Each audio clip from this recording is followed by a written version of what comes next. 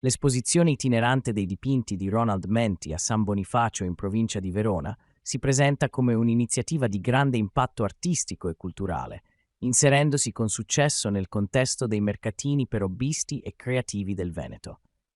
Il gazebo, trasformato in una galleria d'arte all'aperto, crea un'atmosfera accogliente e stimolante, attirando l'attenzione del pubblico grazie alla vivacità e alla varietà delle opere esposte.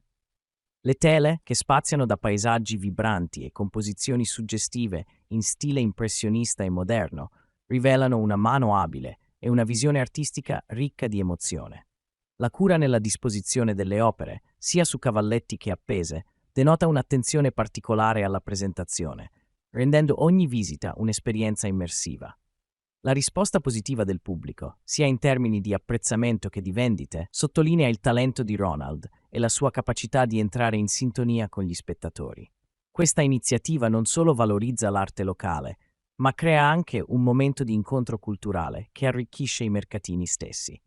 Un evento ben organizzato e meritevole di attenzione, che unisce la passione per l'arte alla voglia di condividerla con un pubblico ampio. A cura del critico d'arte professor Alessandro Ventura.